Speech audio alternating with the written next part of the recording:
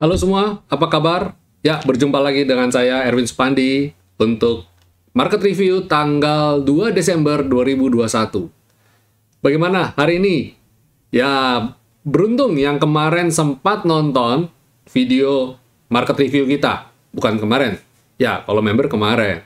Kalau umum saya tadi rilis tadi pagi, jam 8. Dan rekomendasi kita, wow, banyak yang oke ya kemarin tadi tuh banyak yang memantul ya, banyak yang mantul membal, dan yang pastinya dapat insight, especially 2 hari sebelumnya saya sempat bikin video yang mana judulnya adalah komoditas, sektor komoditas menjadi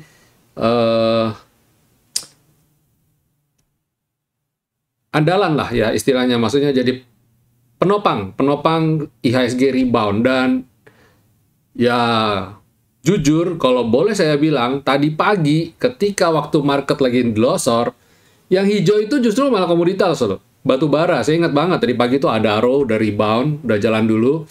Terus ada Indi kalau nggak salah. Harum juga udah mulai rebound tadi pagi. Terus disusul ada ITMG, terus ada beberapa yang rebound, terus pelan-pelan, pelan-pelan naik. Dan ya, itu kalau saya bilang in banget ya, sesuai banget dengan analisa kita. Dan kalau nanti lihat chartnya IHSG itu amazing banget karena benar-benar mantul di level support yang kita gambarkan kemarin ya, di level 6.480 itu jadi supportnya. Ya, simple. Dan hari ini saya mau bahas sedikit agak ya nggak terlalu melenceng sih, cuma saya tergelitik, saya ingat teman ada yang nanya begini sama saya, Pak, ada nggak Pak kerjaan atau bisa nggak sih Pak kita meluangkan waktu hanya 20 menit saja untuk melakukan pekerjaan. Jadi kalau kita anggaplah kita punya satu usaha, dan setiap kali usaha itu memerlukan kita berpikir, ada yang harus kita pikirkan, cukup keluarkan waktu kita 20 menit saja untuk supaya kita bisa menyelesaikan suatu masalah. Saya sempat berpikir, ada nggak ya? Ada nggak ya? Dan saya pikir-pikir lagi, trading saham apakah iya? Saya pikir-pikir lagi, sebenarnya saham bisa dibilang iya, bisa dibilang tidak. Tergantung proses analisa kita, tergantung apa yang kita lakukan dan experience kita. Kalau tanya saya sebagai pribadi, apakah saya trading saham dalam waktu 20 menit cukup? Saya bilang cukup, bahkan more than enough, buat saya lebih dari cukup. Pertanyaannya sekarang saya balik pertanyaannya, kenapa kita harus hanya meluangkan 20 menit saja? Kalau kita punya passion, ya, kita punya passion di pekerjaan ini, rasanya 20 menit kurang. Bahkan berjam-jam kadang-kadang kurang. Apa yang saya lakukan di trading saham ini, memang ketika saya untuk mengambil suatu keputusan ini beli apa jual, bahkan hitungannya detik gitu kadang-kadang. Hitungan detik saja saya sudah bisa, oh ini beli, ini jual, ini juli, ini jual. Cuma yang saya lakukan di belakang itu jauh lebih besar, jauh lebih banyak waktunya. Karena apa? Karena saya punya passion, karena saya punya kecintaan terhadap bisnis ini. Saya belajar, baca artikel, lakukan riset, pilih sahamnya, baca-baca all about saham lah pokoknya, ya lakukan itu semua. Bahkan sampai pada titik saya nyusun algoritma. Nah, kalau kayak begitu, bukan masalah bisa nggak saya menyelesaikan itu semua hanya dalam hitungan 20 menit.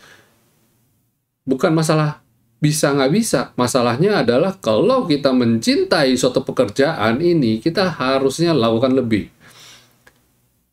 Sekilas tidak ada keterkaitan dengan trading saham. Tapi yang saya mau bagikan di sini adalah kepada teman-teman begini. Ketika Bapak Ibu memutuskan untuk trading saham, tidak bisa usaha ini hanya usaha sambilan. Yang maksudnya, ya memang kita berangkat dari usaha sambilan, kita berangkat dari usaha yang, oh ini kita punya pekerjaan yang tidak perlu membutuhkan waktu banyak untuk kita analisa, untuk kita curahkan pikiran kita di sini, tapi pekerjaan ini bisa menghasilkan. Ya, tentu saja betul, tentu saja betul. Tapi saya juga yakin kita tidak bisa untuk awal-awal kita tidak bisa begitu ya. Untuk awal-awal kita tidak bisa begitu. Kita tetap butuh effort, butuh pembelajaran, butuh pencatatan ya. Pencatatan maksudnya kita harus ada jurnal, ada pencatatan terhadap aktivitas kita, beli, jual dan sebagainya. Kalau Bapak Ibu sudah lakukan itu, sudah menjadi suatu rutinitas, mungkin pada awalnya dirasa berat. Mungkin di awalnya dirasa, wah waktu yang kita spend di sini, kita curahkan ke sini kok banyak sekali ya, menyita waktu banget gitu. Atau bahkan mungkin ada yang sama sekali nggak mau. Ini kalau itu sudah mulai beda lagi. Nggak mau mikir istilahnya. Tanya aja, nonton aja di YouTube. Ya, jangan salah, nonton YouTube saya pun butuh waktu. Rata-rata saya bikin video, saya cek di YouTube, rata-rata video saya lumayan panjang ternyata, di atas 20 menit. Padahal awalnya saya kalau baca ilmu mengenai buat konten dan sebagainya, idealnya itu 15 menit. Idealnya itu 15 menit, itu maksimum. Kalau bisa di bawah itu. Saya jadi bingung. Wah, kok saya jadi rata-ratanya kok 20 menit lebih ya? Nah, nonton YouTube saya pun saja setiap hari itu udah 20 menit lebih loh. Berarti pekerjaan ini hanya duduk nonton, rebahan, nonton YouTube aja 20 menit. Itu belum termasuk nyatet. Pak Erwin tadi ngomong apa ya? Nyatet, terus nonton, di rewind lagi, lihat chartnya, rewind lagi. Saya yakin nonton YouTube saya aja bisa bikin waktu, menyita waktu Bapak Ibu hampir 1 jaman. Kenapa, Kak? Yang beneran loh ya, ini real. Yang beneran maksudnya melakukannya beneran gitu ya.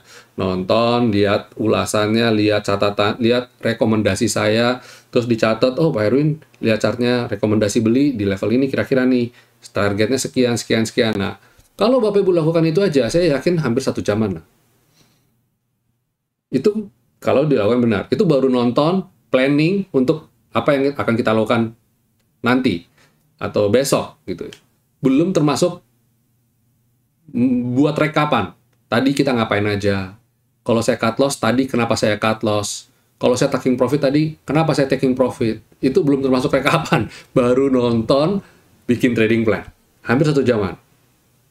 Coba deh, dihitung waktunya. Jadi ketika teman saya berkata, ada nggak Pak kerjaan yang hanya membutuhkan waktu 20 menit saja, menyita cukup 20 menit. Kalau lebih dari itu saya rasa sudah tidak efektif. Beliau berkata begitu.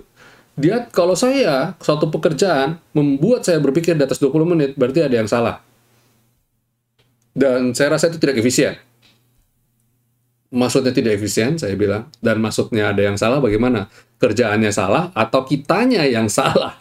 Karena kita berpikir kelamaan. Kan harus dipikir ulang berarti.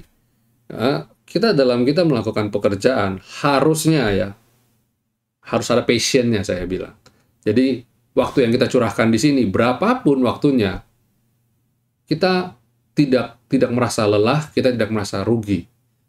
Ya, ini sharing saya terkait percakapan-percakapan ya, kadang-kadang kita ngobrol di luar ini ya, tapi saya ambil hikmahnya dan saya ajak Bapak Ibu untuk berpikir bersama bahwasanya trading saham walaupun ini adalah usaha sampingan dan bahkan banyak orang berangkat dari asumsi bahwa trading saham adalah suatu usaha yang tidak perlu membutuhkan waktu sama sekali, bisa dilakukan di sela-sela pekerjaan dan tidak perlu ada effort apa-apa. Saya rasa harus dirubah mindset-nya. Harus dirubah. Harus ada waktu yang Bapak Ibu curahkan di sini. Ketika Bapak Ibu mencurahkan waktu di sini, menseriusi istilahnya ya, saya yakin pada titik tertentu, jangka waktu tertentu, apa yang tadinya makan waktu panjang, cukup memakan waktu sedikit saja dalam kehidupan Bapak Ibu. Karena apa? Sudah jadi rutinitas. Jadi lakukan itu cepat, sudah kayak hafalan, udah berjalan di bawah sadar. Kerjainnya udah enak banget. Dan yang terlebih lagi ketika tradingnya. Jadi yang kita lakukan itu belum termasuk tradingnya loh. Yang kita lakukan tadi saya ceritakan, nonton video saya, bikin trading plan, buat rekapan, trading, dan lain sebagainya, itu belum trading. Perang sesungguhnya ada ketika waktu kita trading. Nah, ketika kita trading, itu akan tertolong dengan aktivitas yang kita lakukan sebelumnya.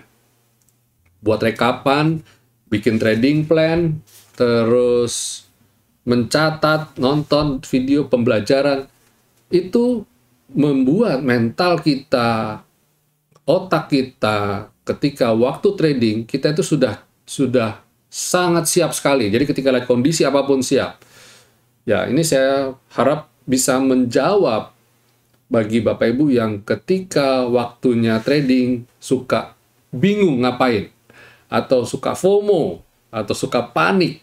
Nah, salah satu cara untuk menghilangkan habit FOMO, panik, buru-buru cut loss, psikologinya galau dan sebagainya. Nah, ini caranya. Caranya lakukan tugas di belakang layar tadi. Ketika kita trading, itu sih sudah nyaris sudah nggak bisa. Kita baru lihat ini gelagapan, pasti gelagapan. Jadi kita lakukan itu semua ya. Jadi ya berbahagialah Bapak Ibu yang dalam beberapa waktu ini rajin nonton ya. Itu pasti saya yakin kesiapannya berbeda.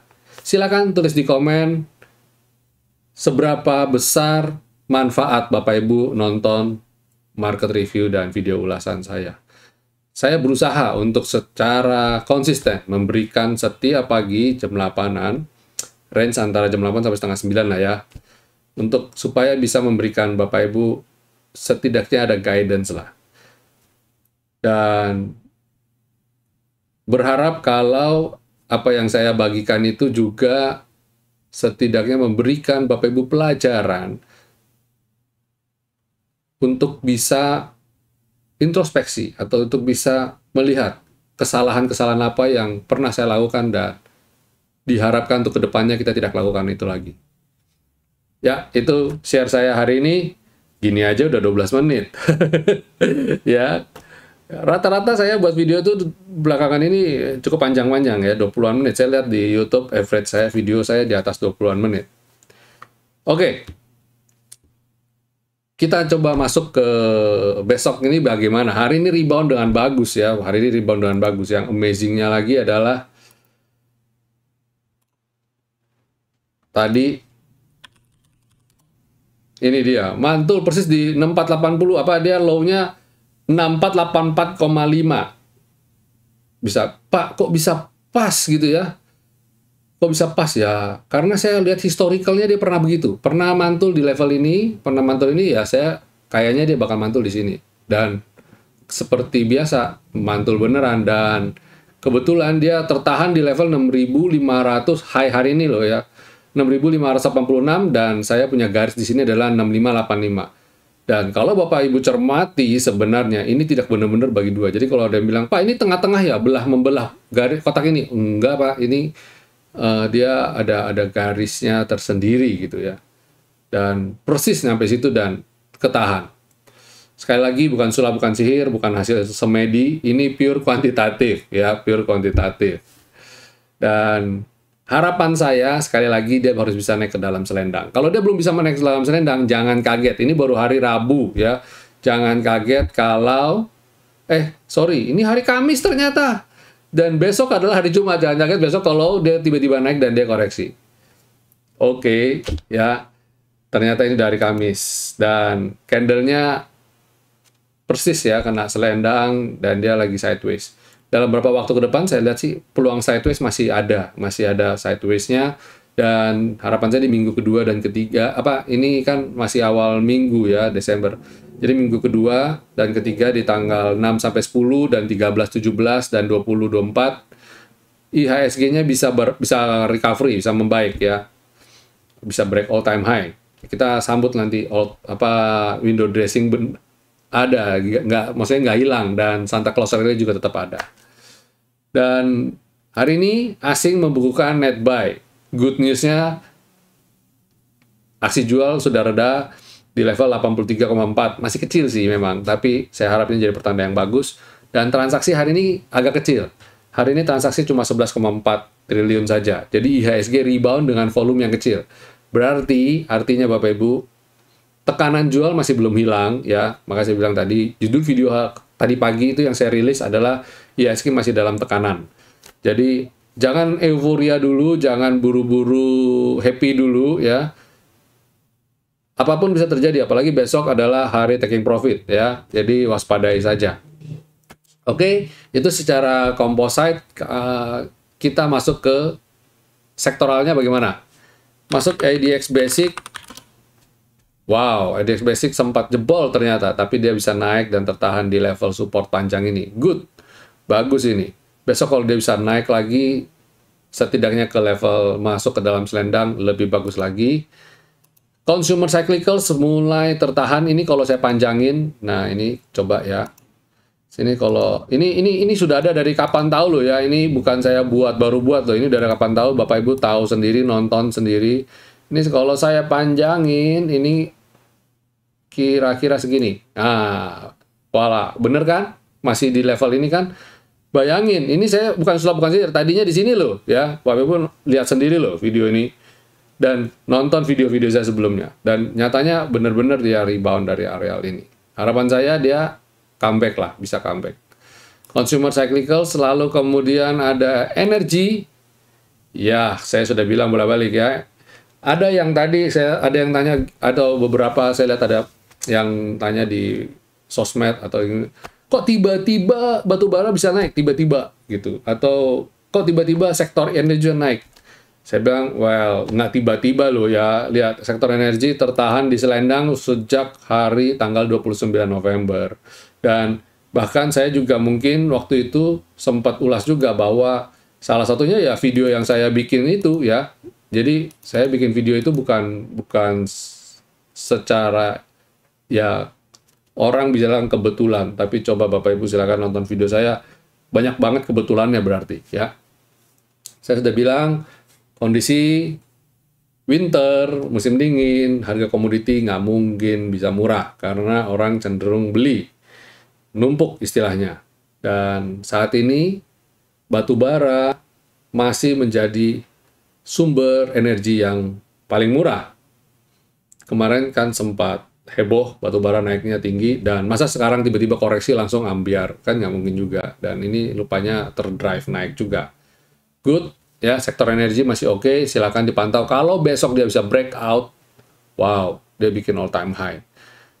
Tenang, all time high dia bukan all time high yang gimana-gimana, karena ini indeks ini aja baru bikin di tahun 2021 ya. Di Januari 2021, Januari 2021, dan sekarang udah mau 1 tahun ya. Dan terbangnya keren banget. Oke, itu monthly-nya. Terus kemudian sektor finance. Wah, lagi-lagi bukan sulap dan bukan sihir, kembali dia bisa mampu naik di atas skyline. Ini skyline juga sudah lama, silakan cek ya bagaimana skyline bisa begitu rapi ya, jadi supportnya juga. Healthcare, wow, masih anti badai ya healthcare. Masih tertahan tertahan selendang. Terus udah gitu ada industri, nice ya, tertahan areal V-line dan dia bisa tiba-tiba bam rebound. Terus udah gitu infrastruktur, good, masih rebound, mencoba rebound, dan dia masih di area sideways walaupun naik, tapi dia cenderung landai dan dia kayak sideways gitu. Ini kalau bisa naik lagi bagus lah ini ya. Consumer cyclicals. Nah, ini sudah mulai tertahan support juga. Saya lihat ini adalah areal supportnya nih. Kalau kita panjangin, ini salah satu areal supportnya nih. Kalau tadinya resisten, di sini tadinya resisten, tapi sekarang jadi support ya. Tadinya resisten, sekarang jadi support. Moga-moga bisa rebound dengan baik. Terus sudah gitu ada di properti, IDX properti. Moga-moga ini supportnya, coba saya tarik, lihat sebelah-sebelah. Oke, ini rupanya tadinya support dia, ya ini tadi support, dan dia pelan tapi pasti ini support, jadi resisten, jadi support, dan dia support di sini. Moga-moga bisa mantul besok. spekulatif buy untuk yang properti, yang suka serok, yang suka bottom fishing. Tekno, saya kurang suka. Jadi, ya mungkin ini juga supportnya, tapi saya juga kurang lihat. Kalau lihat ke sini sih, kayaknya masih belum ini ya, masih belum oke. Lihat aja, saya bilang sih jauh-jauh dulu sama sektor ini, masih belum valid. Dan transportasi steady di atas, selendang pelan-pelan mau naik. Kalau saya lihat, kalau dia bisa rebound lagi, cakep ya. Moga-moga dia bisa rebound lagi, bikin all time high lagi ya. Ini dekat all time high-nya. Cakep nih sektor transportasi ini. Ya, itu secara sektoralnya. Kalau kita lihat sektoralnya, kayaknya cukup optimis besok bisa berakhir hijau ya.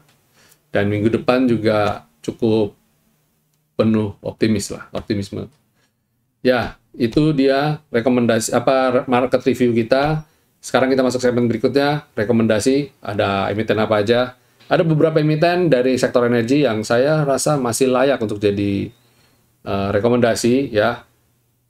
Pertama ITMG. Ini lagi masih di bottom soalnya, belum terbang ya. ITMG masih oke banget.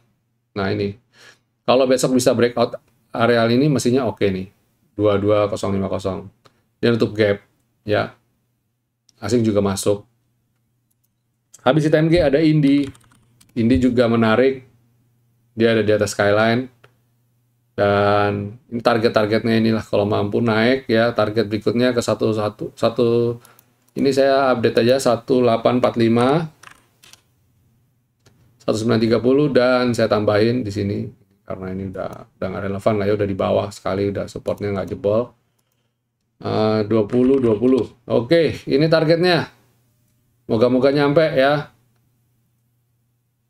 Oh, dia di sini ada gap di sini. Wow, ini moga-moga nutup gap nih, kena resisten nih.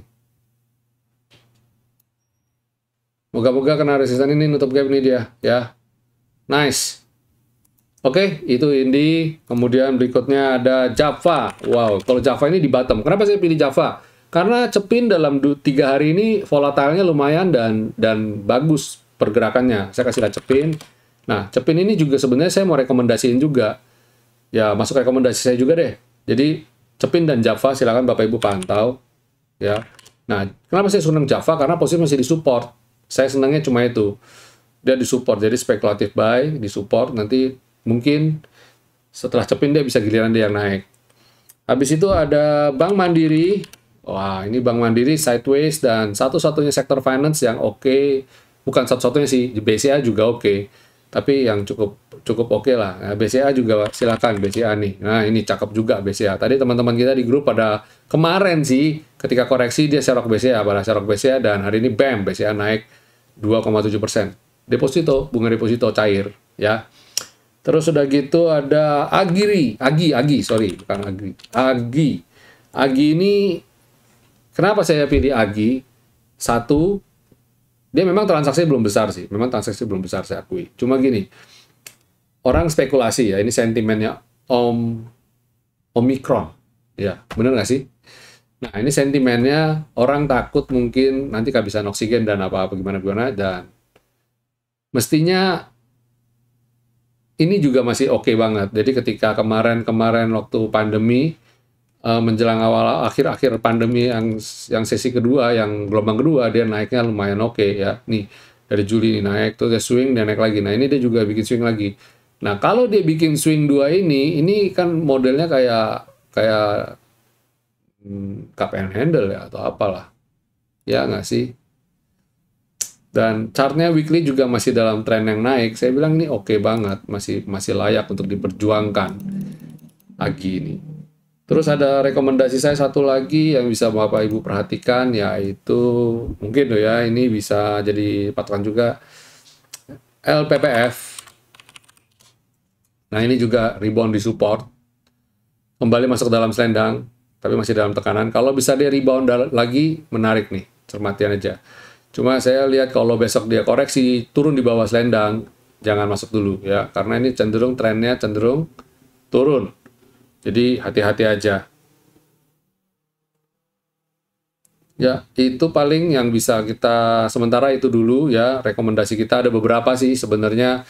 Nanti besok sembari trading, sembari kita pantau. Saya ada emiten pantauan saya besok kalau rebound, saya akan berikan di grup. Tunggu aja ya.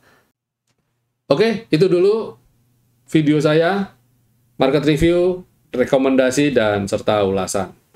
Sekali lagi, saya ajak Bapak Ibu, jangan lupa untuk subscribe dan nyalakan tombol loncengnya, sehingga ketika kami upload Premiere, Bapak Ibu dapat notifikasinya.